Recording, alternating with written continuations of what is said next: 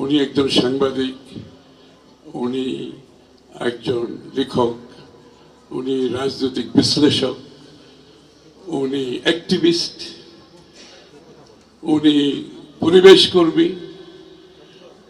আমার কাছে যেটা সবচেয়ে বেশি গুরুত্বপূর্ণ সেটা হচ্ছে মাহফুজুল্লাহ ভাই ইজ এ কন্টেম্পোরারি হিস্টোরিয়ান। বাংলাদেশে কন্টেম্পোরারি হিস্ট্রি লেখার মানুষ খুব বেশি কিছু নাই, অনেকে অনেক কিছু লিখেছে, বাট কন্টেম্পোরারি হিস্ট্রির উপরে যদি কাউকে চিন্তা করা যায়, আমি মনে করি হি ইজ দ্য ম্যান।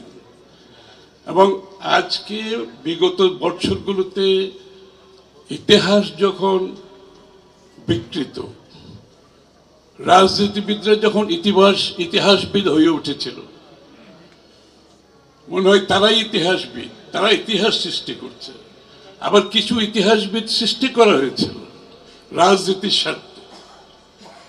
সেই সময় একজন কন্টেম্পোরারি হিস্টোরিয়ান মাহফুজুল্লাহর আগমন একটি সুবাতাস বয়ে গেছে কন্টেম্পোরারি হিস্ট্রির মধ্যে। এবং ওনার যে প্রতিটি বিষয়ের যে লেখনী, সে পলিটিক্যাল, আপনার পরিবেশ, এমনকি সংস্কৃতির ক্ষেত্রেও তার একটা বড় ধরনের চিন্তা ছিল। বাংলাদেশের সংস্কৃতিটা কি হওয়া উচিত সেটাও তার মাথায় ছিল।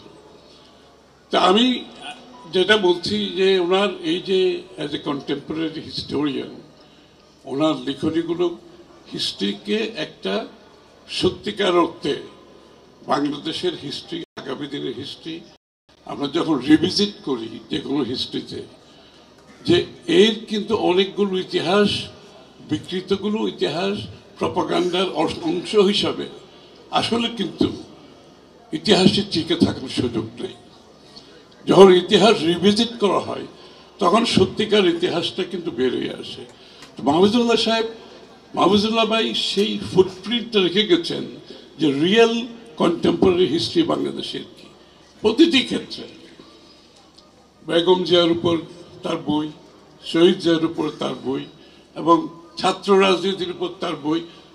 সার্বিকভাবে বাংলাদেশের যে রাজনৈতিক প্রেক্ষাপট, এটার উপর তার যে কর্মযোগ্য, এটা বিরাট ফুটপ্রিন্ট আমি মনে করি কন্টেম্পোরারি হিস্ট্রিতে মাহফুজুল্লাহ ভাই রেখে গেছেন। এটাই আজকের যে রাজনৈতিক যে পরিবর্তন দিকে বাংলাদেশ যাচ্ছে, সেখানে কিন্তু এটা অত্যন্ত গুরুত্বপূর্ণ। এটা কিন্তু এই ভিত্তিটা, ইতিহাসের ভিত্তিটা অত্যন্ত গুরুত্বপূর্ণ। তো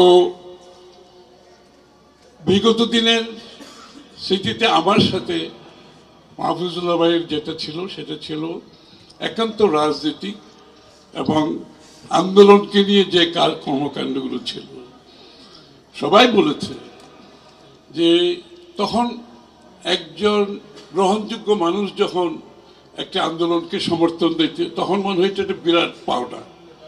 কারণ কেউ যখন এগিয়ে আসছে না, সাংবাদিক জগৎ থেকে কেউ এগিয়ে আসছে না, সংস্কৃতি কর্মীরা এগিয়ে আসছে না, বুদ্ধিজীবীরা এগিয়ে আসছে না, এর মধ্যে যখন মাহফুজুল্লাহ ভাইয়ের মতো একজন লোক ফ্রন্ট অ্যান্ড সেন্টারে চলে আসে, এটা কিন্তু আন্দোলনের জন্য অনেক বড় পাওয়া। এই যে বিগত বৎসরগুলোতে আন্দোলন পুঞ্জীভূত হতে হতে যখন ফ্যাসিস্টের পতন হলো, এর মধ্যে মাহফুজুল্লাহর ফুটপ্রিন্ট অত্যন্ত গুরুত্বপূর্ণ। এবং আমরা এই জুলাই অগস্টের আন্দোলনের পরে আমরা অনেক কিছু দেখতে পাচ্ছি, অনেককে দেখতে পাচ্ছি, কিন্তু আসলে জুলাই অগস্টের আগে যে ফাউন্ডেশন, এই আন্দোলনকে যে কালমিনেট করে এখানে আনার পেছনে যে জনমত সৃষ্টি করে বাংলাদেশের মানুষের মধ্যে যে স্বৈরাচার বিরোধী ক্ষোভ, বিরোধিতা এবং স্বৈরাচার পতনের জন্য যে জিনিসগুলো পুঞ্জীভূত হয়েছে বিগত বছরগুলোতে, সেখানে মাহফুজুল্লাহ ভাইয়ের বিরাট অবদান, এবং সেখানে আমরা ওনাকে পেয়েছি, সেটা সবচেয়ে গুরুত্বপূর্ণ। সেই পাওয়াটা তখন কিন্তু অনেক বড় পাওয়া। এখন তো অনেকেই আসছে, অনেকে অনেক কথা বলছে, সেই সময় সেই পাওয়াটা অনেক বড় পাওয়া। আমরা সংস্কৃতি কর্মীদের দিকে তাকিয়েছিলাম, কেউ এগিয়ে আসতে সাহস করেনি, দু একজন এসছে, ভয়ে আবার পিছনে চলে গেছেন।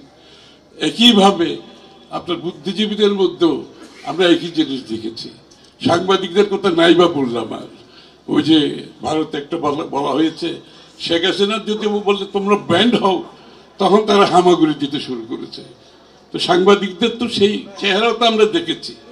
সেখানে মাহফুজুল্লাহ ছিল একটা ব্যতিক্রম নয়, মাহফুজুল্লাহ ছিল একটা স্টলওয়ার্টের মতো সেখানে দাঁড়িয়েছে সবকিছুর বিপরীতে।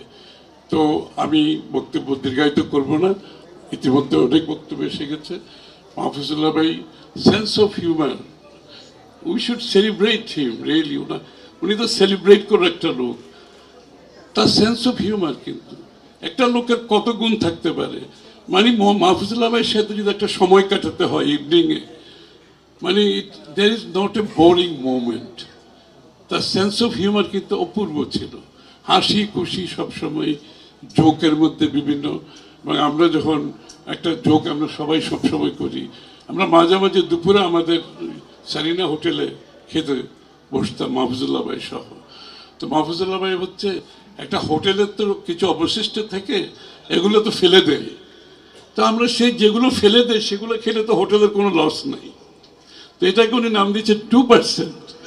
মানে চলো আমরা 2% করি, অর্থাৎ হোটেলে গিয়ে আমরা খাওয়া দাওয়া করবো, হোটেল এমনিতেই ফেলে দেবে যেগুলো, সেগুলো আমরা খেয়ে আসি। Thank you very much. ভিশনের ফুলঝুরি মেগা অফারে ফ্রিজ কিনলেই পাচ্ছেন 16 পিসের আকর্ষণীয় গিফট বক্স একদম ফ্রি।